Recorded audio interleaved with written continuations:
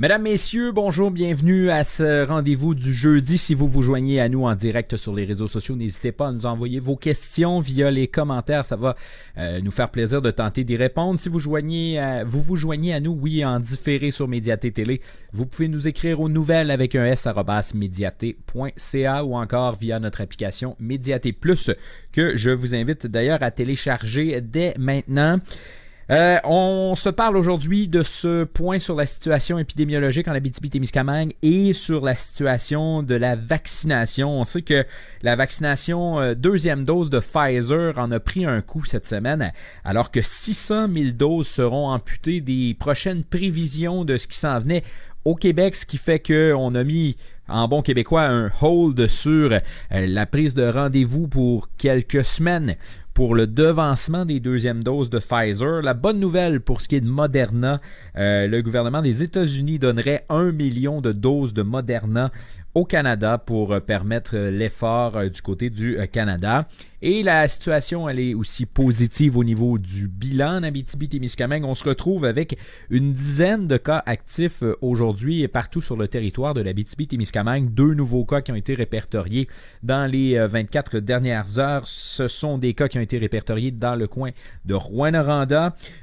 Au bilan général, donc, ce sont 9 cas actifs du côté de Rouyn-Noranda et 1 cas actif du côté du Témiscamingue. Donc, je vais vous inviter tout au long de cette diffusion à nous envoyer vos questions. Nous, on va les voir passer de ce côté-là. Je vous rappelle les endroits donc pour la vaccination. Vous vous rendez au québec.ca/vaccin COVID. À cet endroit-là, vous allez retrouver les critères. Vous allez retrouver également le lien vers le site de Clic Santé qui vous permet de prendre votre rendez-vous première dose ou encore de devancer votre deuxième dose de Moderna en ce moment. Pas possible de devancer Pfizer dans plusieurs endroits. Sinon, dépistage COVID, donc vous pouvez aller au covid19.quebec.ca si vous présentez des symptômes de la COVID-19.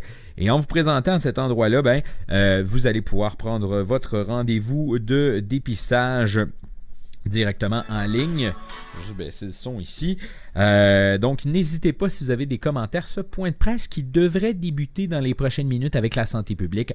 On vous le rappelle, on est toujours en zone verte alors qu'une bonne partie du Québec est passée en zone jaune. Et une partie passera en zone verte aussi à partir de la semaine prochaine. Donc la situation, elle est positive au Québec. La campagne de vaccination, elle va ralentir, semble-t-il, avec le 600 000 doses de Pfizer, je rappelle, qui seront amputées de ce qui était prévu dans les prochaines semaines au Québec. Ça aura des impacts en Abitibi-Témiscamingue. On aura la chance d'en apprendre plus sur ces impacts-là avec l'équipe de la santé publique régionale, également l'équipe du CISAD. Donc, fort à parier qu'on pourra faire le point là-dessus. On fera également le point, j'imagine, sur cette vaccination dans les écoles qui est bel et bien débutée, bel et bien enclenchée et qui est faite en bonne partie, en fait. Et je regarde au bas de mon écran, je vois des gens passer.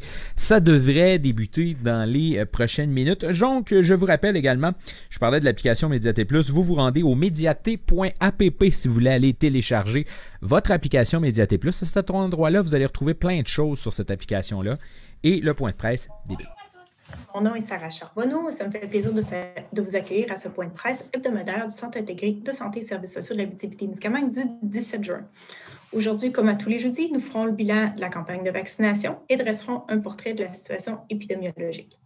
Les 4 porte-paroles qui s'adresseront à nous aujourd'hui sont tout d'abord Mme Caroline Roy, PDG, Mme Katia Chateaupert, directrice régionale de la campagne de vaccination, Dr Lise Landry, directrice de la santé publique, ainsi que Dr Omobola Sobanjo, médecin conseil en santé publique. Madame Roy, la parole est à vous. Oui, bonjour à tous. Encore un plaisir de m'adresser à vous aujourd'hui, en ce 17 juin. Donc, quelques messages aujourd'hui, encore une fois. En fait, premier message concernant la vaccination. Comme vous avez pu en prendre connaissance, là, et ça a été diffusé largement via les différentes plateformes et médias, il y a actuellement une diminution d'accès au niveau des plages pour deuxième rendez-vous avec le vaccin Pfizer. C'est réellement une diminution d'accès des plages et non pas une suspension complète là, de la prise de rendez-vous pour la deuxième dose. Et donc, c'est un appel à la patience qu'on demande à l'ensemble de la population.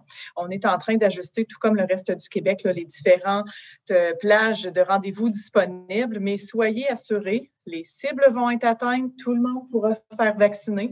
C'est vraiment un réajustement des plages disponibles qui est en cours actuellement.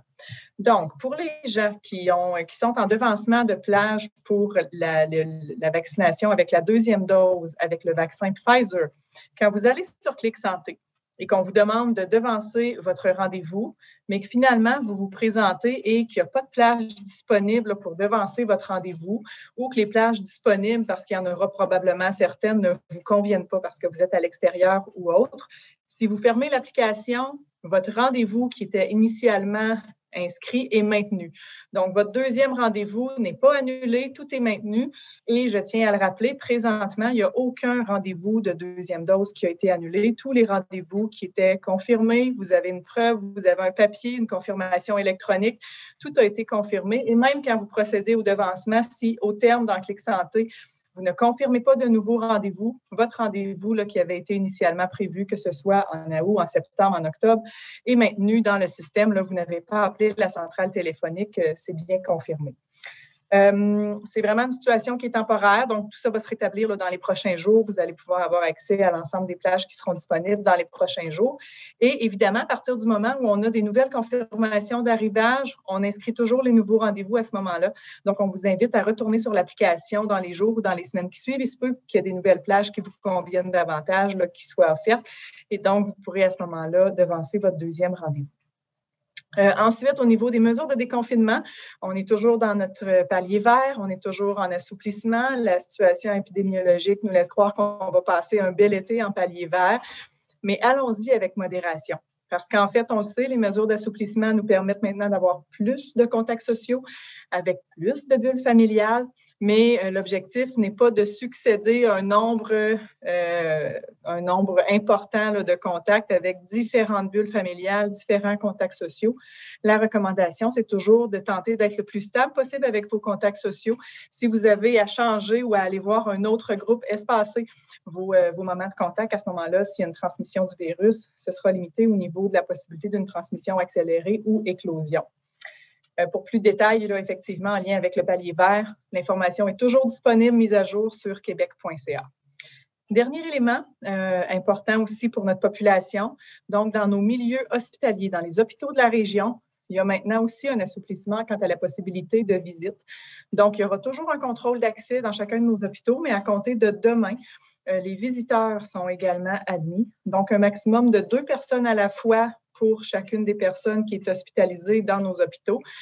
Mais là, maintenant, ce n'est plus que le proche aidant, ce n'est plus que l'accompagnateur, c'est réellement des visiteurs aussi qui peuvent venir là, accompagner ou rendre visite aux personnes qui sont hospitalisées, 2 personnes à la fois toujours. Il y a toujours l'exception en lien avec les personnes d'âge mineur, donc les enfants qui ne peuvent pas là, rendre visite. Puis, il y a certaines situations humanitaires qui peuvent permettre aussi un plus grand nombre de personnes qui peut aller au chevet de la personne à partir du moment où, par exemple, on a un usager qui serait en fin de vie ou qui serait en soins palliatifs. Et là, l'équipe soignante vraiment va informer la famille là, dans ces cas-là. Donc, je vous souhaite une belle fin de journée. Je vais rester disponible pour les questions. Merci, Sarah. Merci beaucoup, Mme Châteauvert. Je vous laisse poursuivre. Oui, bonjour tout le monde. Ça me fait plaisir d'être avec vous cet après-midi. Donc, en continuité à ce que Mme Roy vient de vous transmettre, effectivement, toute la population de 12 ans et plus peuvent encore prendre rendez-vous pour la première dose pour la vaccination. Je tiens à apporter une sensibilisation pour la population de 18 à 39 ans dans notre région ainsi que partout au Québec. Dans le fond, ce serait important là, de s'inscrire pour avoir accès à la première dose de vaccin. Pour essayer d'améliorer, là, dans le fond, notre couverture vaccinale, nous sommes actuellement en démarche avec les entreprises. On a contacté un grand nombre d'entreprises là, de 20 employés et plus pour offrir de la vaccination aux employés qui n'ont pas bénéficié de la première dose. Dans le fond, cette campagne-là est vraiment en but d'augmenter les premières doses de vaccination. Donc, ça peut être par diverses façons, soit en donnant de l'information ou de la publicité pour promouvoir la vaccination via des affiches, etc., soit en inscrivant un lot de personnes qui veulent se faire vacciner pour un rendez-vous et même la possibilité de cliniques mobiles qui pourraient être déployées dans certaines entreprises là, si c'est une façon de faire qui pourrait répondre à un grand nombre de travailleurs. Donc, ensuite, au niveau de la réception du code QR, on vous avait parlé d'un portail libre-service qui est actuellement disponible sur le site québec.ca. Donc, les gens peuvent eux-mêmes aller chercher leur preuve électronique maintenant. Et il y a aussi un question-réponse qui peut peut-être aider aussi les personnes s'il y a certaines problématiques qui se présentent lors qui vont chercher leur preuve électronique. Concernant le devancement des rendez-vous pour la deuxième dose, depuis aujourd'hui, les 40 ans et plus peuvent devancer la deuxième dose. Comme a précisé Mme Roy tout à l'heure, on a eu une baisse là, au niveau du Québec des livraisons de Pfizer dans la semaine du 5 et du 12 juillet. Donc, pour ces semaines-là, dans le fond, à partir de maintenant, il n'y a pas de nouvelle possibilité de devancer des deuxièmes doses entre le 7 et le 20 juillet. Par contre, nous venons de réouvrir les possibilités là, pour la semaine prochaine et la semaine suivante, dans le fond. Donc, les gens, là, il y a quand même beaucoup de possibilités de devancer la deuxième dose Pfizer.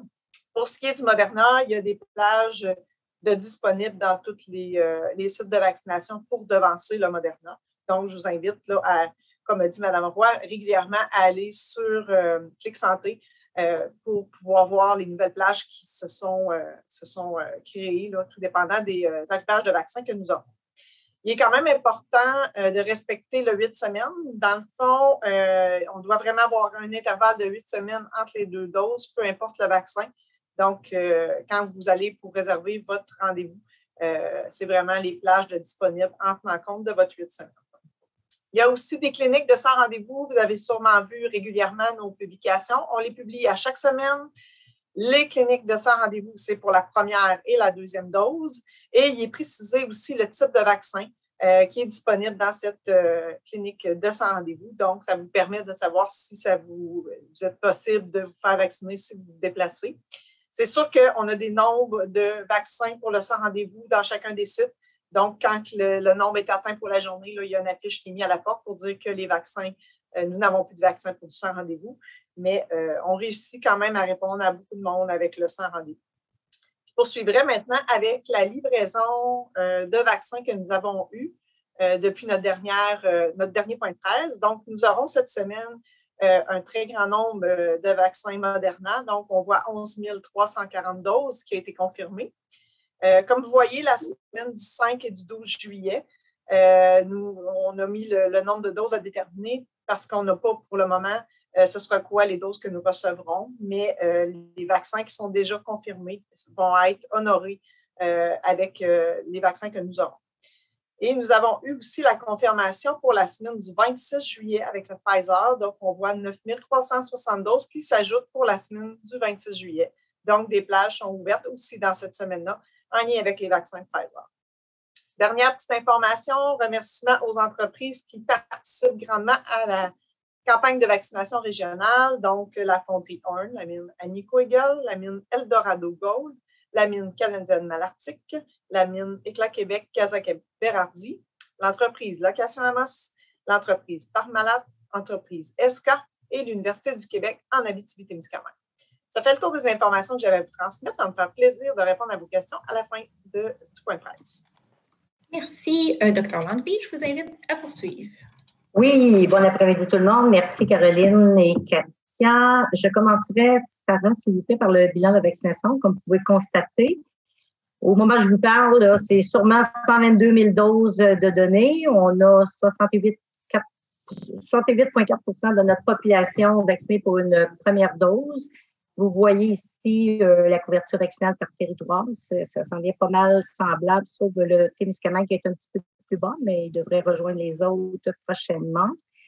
Après ça, ici, Je profite de cette diapo-là pour réitérer les propos de Katia pour la prise de rendez-vous là, pour les 39 ans et moins, là, bien entendu, sauf les 12 à 17. Vous voyez, nous avons atteint la cible, donc il manque...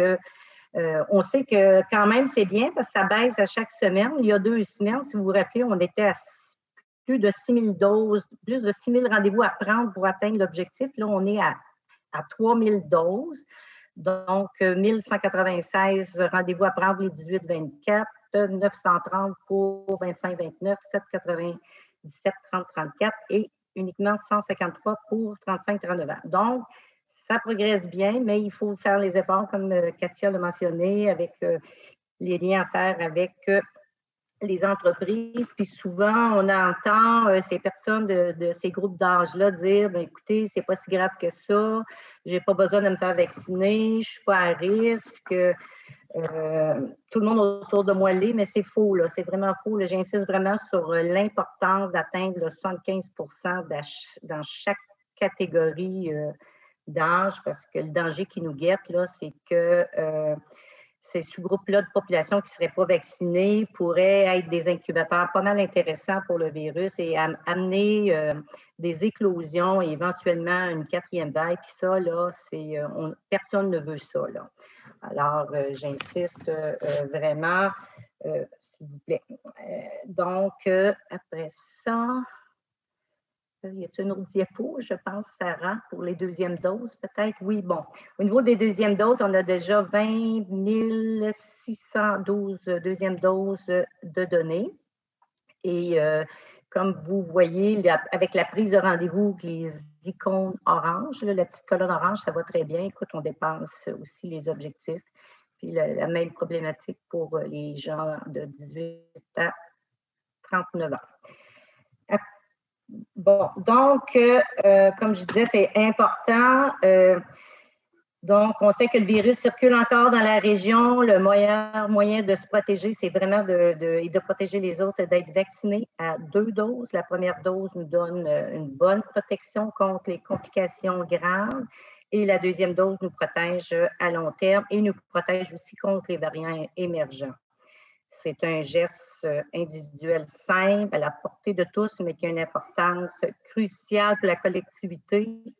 C'est un travail d'équipe qui dépend de la participation de chacun d'entre nous. Chaque dose compte. Comme vous le savez, la vaccination contre la COVID-19, comme plusieurs vaccins au Québec, c'est gratuit pour tout le monde, peu importe le statut ou votre couverture médicale. Il n'est pas obligatoire de présenter une carte d'assurance maladie pour recevoir le vaccin. Et la vaccination, comme tout autre acte médical, est confidentielle. Vos données personnelles ne peuvent être communiquées à personne.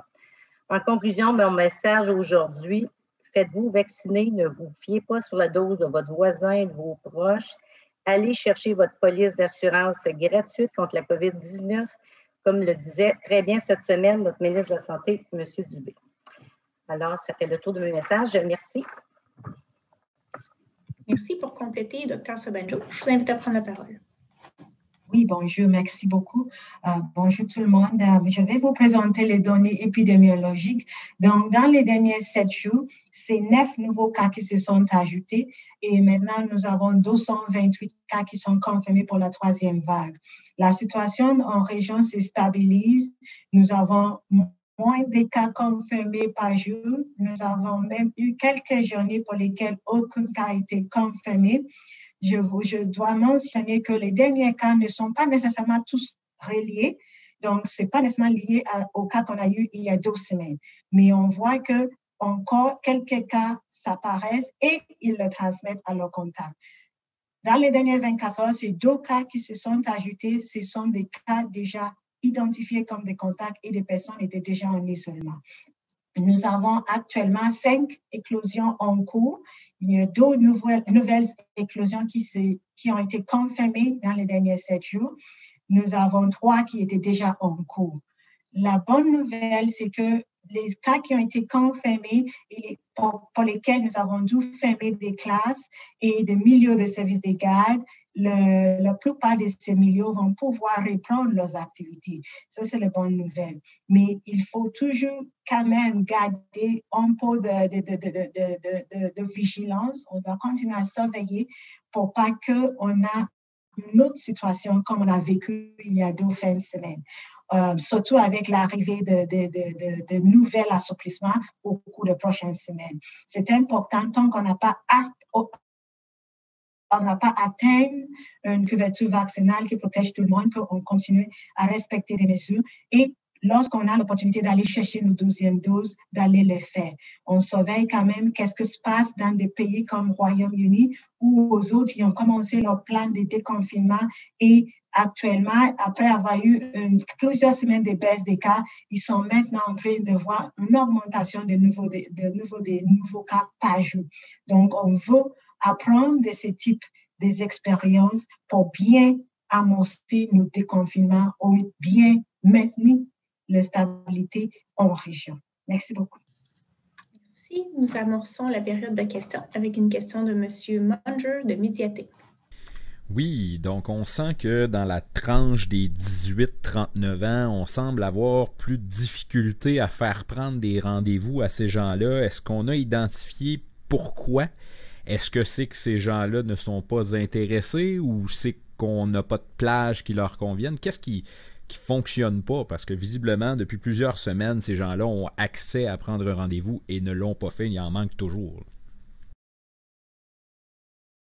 Je pourrais débuter. Nous avons commencé à faire des mesures et en lien avec les mesures, on demande, on pose des questions comme des sondages pour savoir pourquoi. Il y a plusieurs raisons. Il y en a pour lesquelles ça ne donne pas nécessairement l'horaire que nous avons. C'est pour ça qu'on est en train de planifier, et Mme Châteauvieux peut compléter, de formules différentes pour aller vacciner ces personnes-là. Il y en a d'autres pour que c'est plus, ils ont encore des questions, donc ils ont besoin plus d'outils, ils ont besoin plus des informations vulgarisées. On sait qu'ils sont disponibles, mais ce n'est pas tout le monde qui sait où aller les chercher. Donc, pour ces personnes-là, on est en train de faire transmettre, de s'assurer qu'ils vont pouvoir avoir accès à ces informations. Il y en a d'autres que c'est parce qu'ils pensent, pour moi, je suis en bonne santé, peut-être je n'ai pas besoin. À quoi ça sert de se faire vacciner? Et pour ce type de personnes-là, le message à communiquer, c'est que oui, on peut penser qu'on est à l'abri, c'est-à-dire on ne va pas faire une maladie sévère, mais personne ne le sait. On a eu des jeunes personnes qui ont fait la COVID, qui n'avaient pas d'antécédents médicaux, qui ont fini par avoir à être hospitalisées. Aussi, on a eu des personnes qui ont été majoritairement asymptomatiques ou très peu malades lors de leur épisode de COVID, mais restent avec des séquelles de COVID. On a aussi vu des personnes que pour eux, au début, ça allait bien, mais c'est plus qu'ils se poursuivent dans le processus qui ont commencé à avoir plus de difficultés avec la maladie. Pour d'autres personnes, ce n'était pas physique, les impacts de la COVID, c'était plus en lien avec les effets qui a amené le confinement, les effets au niveau santé mentale et plein d'autres choses psychologiques. Donc, il faut se rappeler que les effets, on peut arriver ensemble à les prévenir. Si tout le monde fait sa part pour arriver à un bon taux de couverture vaccinale, de sorte qu'on va pouvoir mettre fin à toutes les mesures restrictives qui limitent beaucoup la reprise des activités normales. Merci. Monsieur Alexandre Saint-Arnaud, RNC. Oui, donc ma question qui ressemble à celle posée précédemment. Donc, là, vous avez dit pourquoi on a des problèmes pour convaincre les 18-39 ans, mais est-ce qu'il y a des initiatives qui vont être mises de l'avant pour les convaincre à court terme?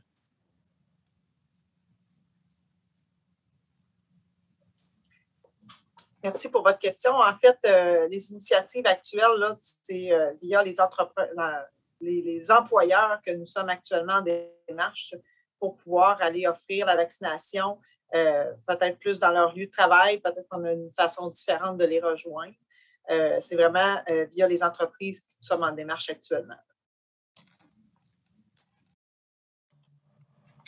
Je voudrais compléter, en fait, Même c'est un appel à tous. À partir du moment où vous êtes un employeur de 20 employés et plus, que vous avez une idée sur la façon dont on pourrait rejoindre vos employés pour aller les vacciner, soit sur place, faciliter l'inscription, faciliter différentes autres modalités pour qu'ils puissent se faire vacciner s'ils le souhaitent, on vous invite à nous contacter parce qu'en fait, il faut rejoindre les gens lorsqu'ils sont prêts, là où ils sont également, lorsqu'ils sont prêts à la vaccination. Donc, vraiment, toute initiative ou nouvelles idées, on vous invite à nous les partager.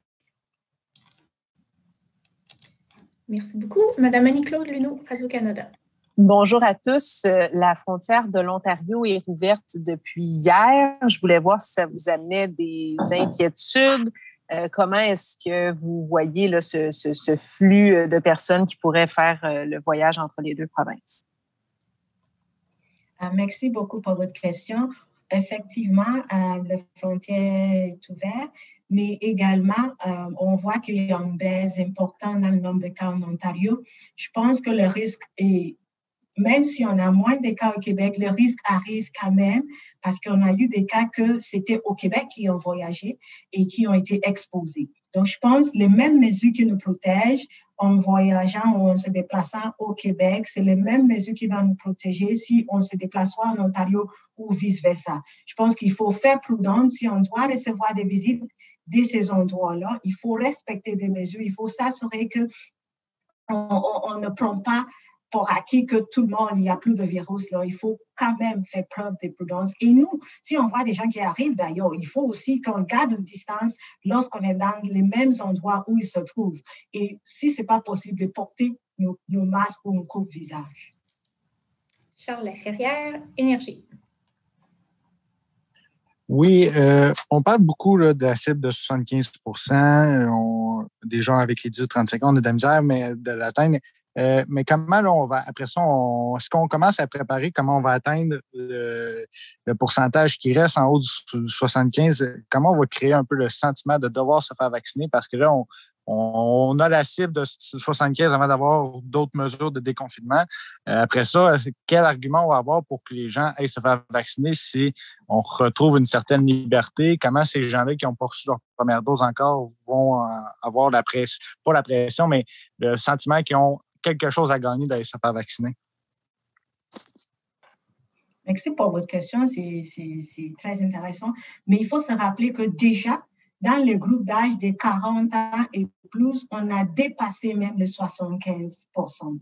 Donc, déjà, on sait que plus, et si on regarde la population éligible, ça monte. Donc, plus qu'on arrive à chercher ce monde-là, le pourcentage global va monter. Si on arrive à avoir 75 dans tous les groupes d'âge, puisqu'il y en avait des groupes d'âge pour lesquels on a déjà 90 même %. Donc, ensemble, on va y arriver. Mais toutes les mesures qu'on est en train de mettre en place, c'est ça qui va nous permettre d'aller jusque-là. Sous question rapidement, quel pourcentage on s'attend maximum à atteindre, pour des personnes de 40 ans? Est-ce que d'habitude, on est capable d'atteindre 90 ou on s'attend à ce que 75, ce soit pas mal des maximums? C'est sûr que pour l'instant, on a des difficultés même d'arriver à 75. Donc, on veut au moins avoir 75. Si on a plus de ça, ça aide. Parce que plus que ça baisse, ce que ça veut dire, c'est qu'il y a moins de personnes susceptibles d'être infectées par le COVID. Donc, c'est une bonne chose si on est capable d'arriver à 90 dans tous les groupes d'âge. Mais il faut être réaliste parce qu'il y a plusieurs raisons pour lesquelles une personne peut-être ne peut pas être vaccinée. Donc, il faut laisser cette partie-là, mais le plus haut qu'on peut aller, le mieux que c'est. Merci, Monsieur Jean-François Vachon, le citoyen. Oui, je sais qu'on parle beaucoup des 18-39 ans au niveau de la vaccination, là, puis je sais qu'il y a plusieurs personnes en Abitibi-Témiscamingue qui travaillent dans le fly-in, fly-out ou qui travaillent à l'extérieur de la région. Puis je me demandais si ça peut avoir un impact parce je veux dire qu'il y a des gens qui ont des chiffres, là, des 21, 14, des choses comme ça, qui ne sont pas en région, puis que c'est très difficile d'avoir des rendez-vous dans les 3 semaines ou dans la semaine où on ne travaille pas.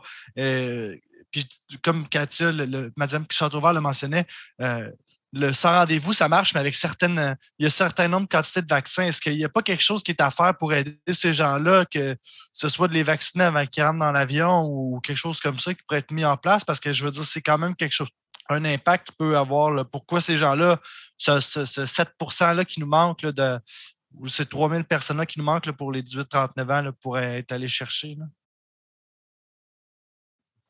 Merci pour votre question. Je peux répondre quand même une partie, peut-être que Mobola pourra poursuivre, mais on a quand même, pour les travailleurs qui travaillent au nord du Québec, c'est des travailleurs qui ont été priorisés au niveau de la vaccination. Donc, ça regroupe quand même une grande quantité en Abitibi-Témiscamingue de travailleurs, comme vous nommez, fly-in, fly-out. Il y en a qui ont été vaccinés dans la région où ils travaillent, soit au Nunavut, soit en Chibougamau. Puis, il y en a, c'est nous qui avons vacciné. Puis, on s'assure de leur redonner leur deuxième dose. Donc, pour plusieurs, même qui n'ont pas eu leur première dose en Abitibi-Témiscamingue, vont recevoir leur deuxième dose avec nous. Donc, on a quand même un grand nombre qu'on a rejoint, puis même des travailleurs, dans le fond, qui travaillent dans des mines à l'extérieur du Québec aussi, qui ont été priorisés. Fait on a quand même un grand nombre de ces personnes-là là, qui ont été rejointes. Et juste pour compléter, c'est une très bonne suggestion, mais c'est pour ça qu'on aille chercher les employeurs. Les employeurs sont capables de nous soulever les enjeux que les barrières d'accès, ou ce qui fait en sorte que leurs employés ne sont pas vaccinés. Et ensemble, on va pouvoir définir la meilleure stratégie de rejoindre ces travailleurs-là. Merci. J'enchaîne avec une question du public. M. Germain demande s'il a obtenu du Moderna en pharmacie, s'il peut prendre son deuxième rendez-vous via Clic Santé. Donc, merci de votre question. Dans le fond, comme vous avez eu votre première dose en pharmacie, nous allons vous orienter à la pharmacie pour avoir votre deuxième dose devancée. Il y a des pharmacies qui sont en mesure de le faire, d'autres non. Donc, si ce n'est pas le cas, je vous invite à communiquer avec la centrale téléphonique à ce moment-là pour pouvoir vérifier la possibilité de recevoir votre deuxième dose via les sites de vaccination. Mais la première option, c'est la pharmacie. Merci, M. Munger. En fait, on a commencé le sans rendez-vous il y a quelques semaines. J'aimerais savoir, au bout de la semaine, quand on arrive, est-ce que les frigos sont vides? Est-ce qu'on réussit à écouler toutes les doses de vaccins qu'on reçoit en Abitibi-Témiscamingue à chaque semaine? Oui, merci pour votre question. Effectivement, on est quand même suivi de près là, par rapport à ça, puis on écoule nos vaccins. C'est certain, comme vous avez vu dans le tableau, de vaccins, on a reçu quand même, on va recevoir un très grand nombre de Moderna qui ne seront pas nécessairement écoulés en 7 jours, 11 000 vaccins, parce que majoritairement, c'est pour, dans le fond, permettre les deuxièmes doses des gens qui ont eu du Moderna. Mais sinon, les plateaux Pfizer, on écoule souvent en moins de 7 jours même les doses que nous avons. Merci. M. Gon-Papati demande s'il n'a pas été vacciné, est-ce qu'il y a des restrictions pour qu'il puisse aller visiter sa famille?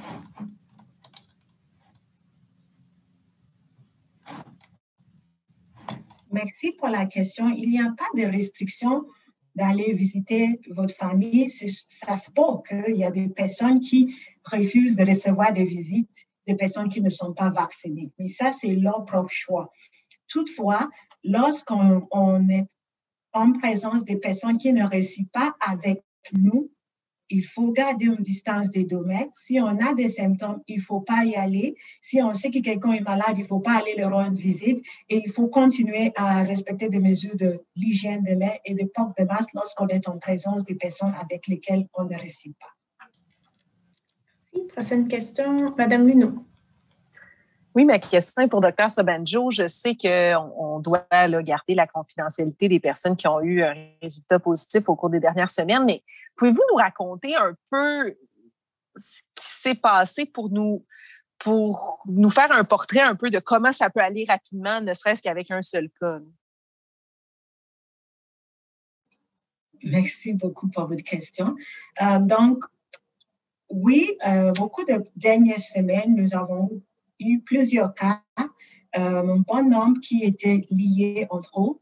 Mais ce qu'on peut dire, c'est qu'il y a des personnes qui ont débuté des symptômes et ont quand même eu des activités normales, des activités qui sont permises. Donc, quelqu'un a peut-être allé voir des membres de la famille ou faire une petite rassemblement familial qui est accepté, qui est permis. Okay? Mais la seule chose, c'est que les personnes avaient des symptômes. Donc, lorsqu'on est symptomatique, on ne devrait pas recevoir des visites et on ne devrait pas participer aux activités sociales. Donc, ça, c'est une chose. Également, nous avons eu des cas dans l'école. Dans l'école, on sait que avec le bout de classe, tout le monde est à risque parce qu'on a permis quelques assouplissements pour les élèves pour permettre leur développement, parce qu'on ne veut pas trop nuire leur développement. Donc, on n'est pas trop strict avec la distanciation physique dans l'école ou dans l'autobus scolaire. Donc, il y a eu des expositions qui font en sorte que plusieurs classes ont eu des cas et on a dû mettre beaucoup de monde en isolement. Mais ce qu'on constate, c'est que les gens ont eu des rassemblements dans les limites de normal, mais de façon un peu rapprochée et avec différentes personnes qui font en sorte qu'il y a eu plusieurs personnes touchées. Il faut se rappeler, on est dans une communauté, il y a des liens entre nous. Donc, si on ne fait pas attention, ça peut propager rapidement et ça peut monter vite selon le nombre de personnes avec lesquelles on est en contact. Monsieur Saint-Arnaud. Donc oui, vous avez mentionné tout à l'heure que près de 122 000 doses avaient été administrées en Abitibi-Témiscamingue. Là, en fait, je me demandais de ce chiffre-là, c'est combien de premières doses? Puis deuxièmement, là, vous avez également dit que plus de 20 000 doses, 20 000 deuxièmes doses avaient été administrées également. Ce 20 000-là, ça représente combien en pourcentage dans la région? Bonjour, merci pour votre question. Donc, dans le 121 991, on a 101 780 premières doses et 20 206 deuxièmes doses. Dans le fond, votre dernière question, c'était combien de pourcentage la deuxième dose? C'est bien ça? Oui, bien en fait, là, ça représente combien en pourcentage? En pourcentage, votre question sur la population cible, si on enlève les enfants de 11 ans et moins, donc le dénominateur est 96 175, ça donnerait 21,4 pour la deuxième dose. Merci beaucoup, Monsieur Munger. Oui, l'été est arrivé, la Saint-Jean qui approche, qui n'est pas la fête où il y a le plus de distanciation généralement. Comment vous voyez les prochaines semaines en termes épidémiologiques? Comment vous entrevoyez le début de l'été où les gens ont le goût un peu de festoyer et commencent à se voir un peu plus, là? Merci beaucoup. Vous posez une très bonne question. C'est sûr que les prochaines semaines sera critique. On va devoir être prudent. Ça va nous donner une indication de respect ou la façon dont nos citoyens vont se comporter. On veut vraiment pouvoir profiter de l'été, mais il va falloir qu'on le fait avec prudence. On sait qu'on va pouvoir faire après le 24, à partir du 25, on va avoir des festivals.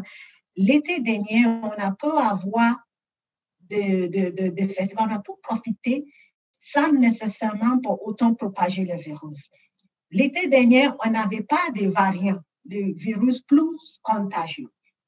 Il va falloir qu'on fasse preuve de prudence cet été pour pouvoir en profiter, mais de manière sécuritaire. Donc, ça va être important, ça va être crucial, la façon dont on profite de l'extérieur en gardant des distances. On sait que le virus se transmet à l'extérieur. On a eu des éclosions ici en région et même à Montréal, il y a encore des éclosions liées aux explosions dans les parcs, entre autres.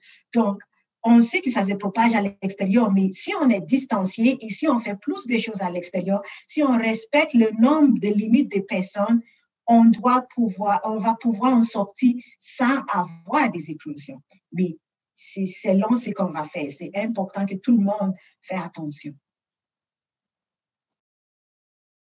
M. Saint-Arnaud, je vous laisse la question de la fin. Oui, sur un autre sujet, en fait. En fait, je me demandais comment ça se fait qu'il n'y a pas de médecin désigné en immigration en Abitibi-Témiscamingue. Bon, on sait que ça prend un volontaire, mais est-ce que les démarches sont compliquées pour obtenir l'obtention du titre pour un médecin? Oui, bonjour. En fait, je ne serai pas en mesure de répondre aux éléments précis liés à cette désignation de médecin pour l'immigration directement ici en région. Donc, ce qu'on pourra faire, on va valider l'information telle que vous nous avez posé la question, puis on pourra vous répondre par écrit par la suite. Merci beaucoup. Alors, sur ce, ça mettrait fin au point de presse du jour. Je vous informe que la semaine prochaine, nous ferons relâche. Alors, le prochain rendez-vous sera le 1er juillet. Sur ce, je vous souhaite de profiter du beau temps en toute sécurité et à bientôt.